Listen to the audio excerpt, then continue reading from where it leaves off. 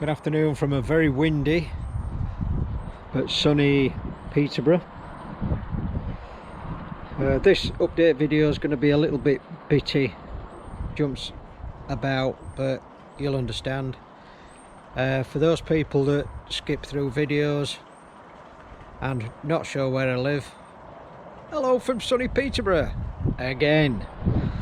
Anyway, what have we got today? Well, first off, I've done a little update on a project that I was doing for Matt Williams. So you know about the kennel. I'll walk behind you.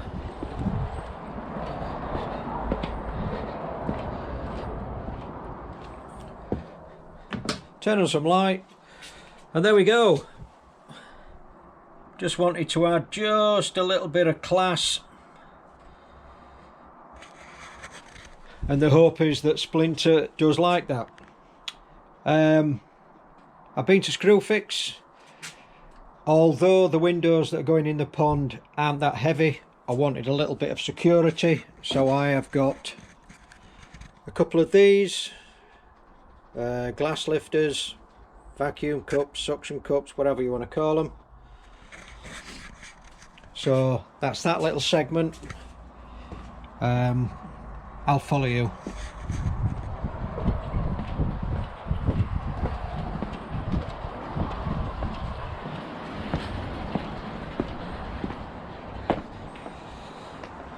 Right, this will be the final resting place for the shower return, because the shower will be sat on the plinth.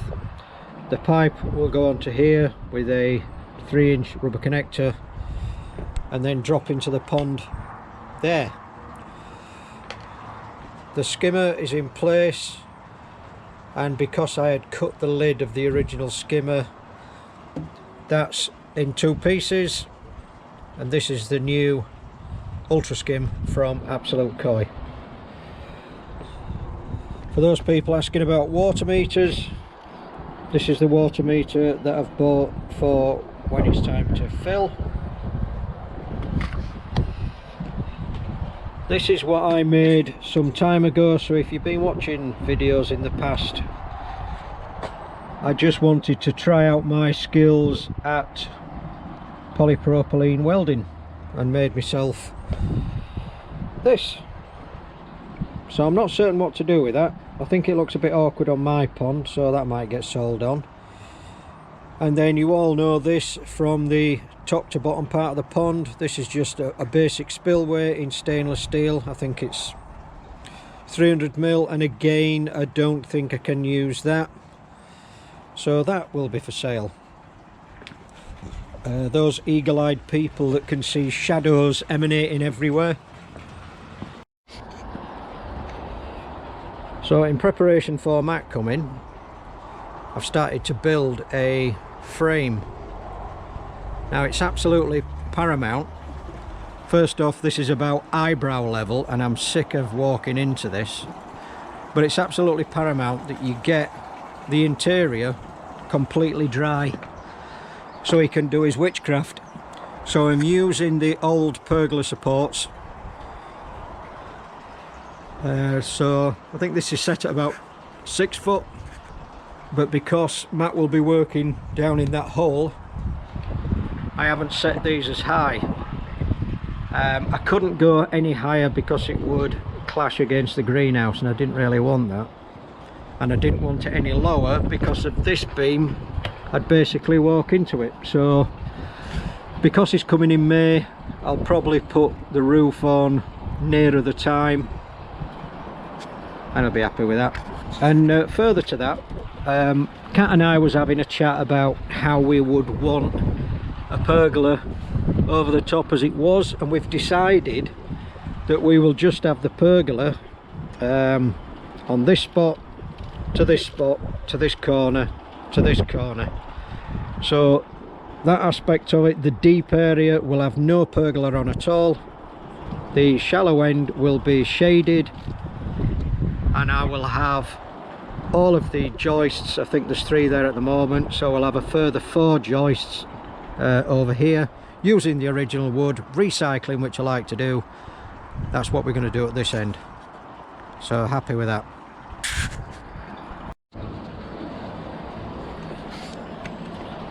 So the plan is, round about this position, we're going to have a kind of return. I'm not going to say too much. It has been ordered, and I hope it works really well. It's pretty cool. It's not something that nobody's ever seen before, but I just want to make sure that it's the right thing that we need to do, and when it's installed it needs to work. The pipe on the inside is 1 inch, but the unit itself takes 1 inch union anyway, so it will be going in here, bit of an elbow through this wall somewhere. I got an email from a gentleman called Ken Simpson from Dublin, and when I last looked that was in Ireland. Really nice long email, lots and lots of information, basically around the fact that he got a drum filter. I think it's either 1 or 2 sizes larger than us, and he left me a link in his email to go and have a look at his pond update, and I was blown away. His quality of pipework and how neat it is made me weak at the knees, because it's just right down my street. So just as a bit of a shout out, it looks as though he's just recently started a YouTube channel. So Ken Simpson, Kensimpson, give him a follow, have a look at his drum filter, his pond, and again some of the issues that he's had to overcome, but the quality of his pipe work and his pipe runs are just fantastic. The discussion basically it was around where the UV goes, where he's got it now, where he wanted it, and again some of the issues that he had to overcome. So thanks for that email, Ken. I hope everything works out for you, and I hope you manage to get a few more subscribers.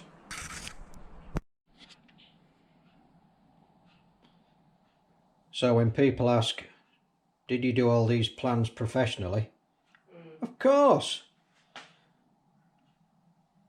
Just scraps of paper that probably don't mean anything to you watching, but yeah. And it worked. Like I said, this video is going to be jumping all over. The skimmer is in place.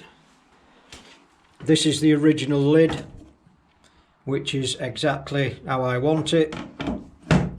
Just got a bit of mortar to put in there, tidy it up. Did mention last time this will be cut at some point because I need this union. The 3-inch skimmer pipe and the waste, 1.5 inch waste, need to be connected, and then I can basically back myself out of a corner and work on this area. But my first job is to build a support for the shower. So I've got some 75 by 75 mil. Sorry, are you in the sun? 75 mil by 75 mil posts. 2.1, so I'll be chopping them down to 700 mil and creating some kind of solid frame. And as you know, I over engineer, and it will be solid. From the inside, that's where the cover will be. Rested on there. There is a slight incline, so it's draining away from the greenhouse, so I'll do the very best I can to make sure there's no ingress of water. I don't want Matt jumping all over me. We'll have a look at the fish. The fish are doing great. They're actually feeding. I hope you can see in there. Yeah. Goshki, Goromo, is it? And all the other fish are just further down.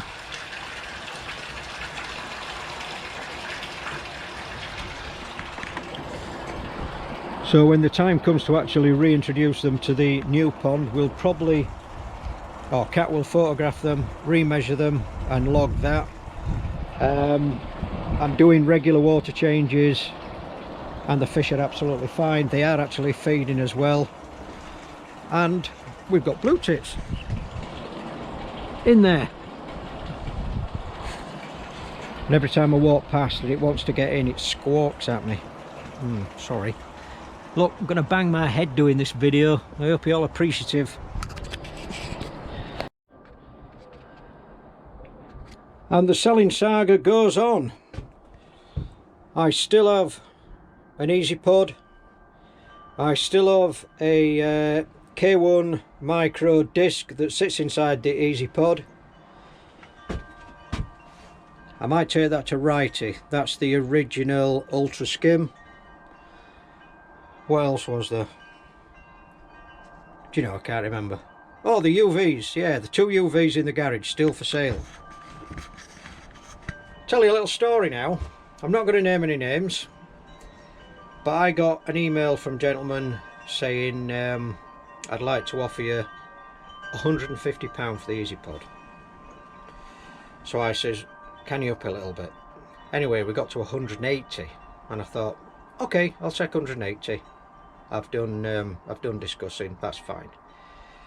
A bit later on, I was then asked, can you reduce the price to 140 because it's going to cost me £40 to come and pick the Easy Pod up? Yeah, that's what I thought. Anyway, I'll leave that thought with you, and just to say that the Easy Pod is still for sale. 2 UVs, 1 disc, 1 300mm spillway now. I think that's about it, but like I said, we're all over the place with this one.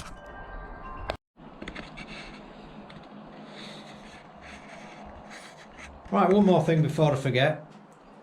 This has never occurred to me at all, and I've heard it mentioned a couple of times on a couple of people's videos, and I've never really paid too much attention to it, but I watched another video last night and it mentioned it yet again, and that's filtration capacity of a pond. And I keep hearing 80%.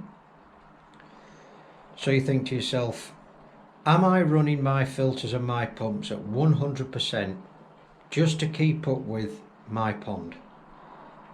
Or am I running my filters slower with the pumps slower, so I've got 80%, so you've got a little bit of leeway, you've got 20% to work with. Now I never heard of 80% filtration or running at 80% of your total maximum, and now for some bizarre reason it does make sense. So if anybody in the comments wants to put down if they're running flat out, they're maxed out, they're having to put extra filtration on, say for instance, to cope with heavier feeding, larger fish, let me know. But I've done a rough calculation based on the pond as it will be, and I think we'll be running at 76%, because I think this drum runs 3,400 gallons maximum. The pumps will remain the same. Anyway, you know where I'm coming from. Are you running maxed out 100%, or actually are you running at a lower percentage? Just let me know. I just found that aspect of it interesting. Well, enough's enough. It's about 4 times while I was filming I walked into these, so I put some nice sponge on and wrapped an old t-shirt on, so if I don't see them, more fool me. Probably where Cat would turn around and say, open your eyes, silly old man. Right, that's a few more seconds of updates.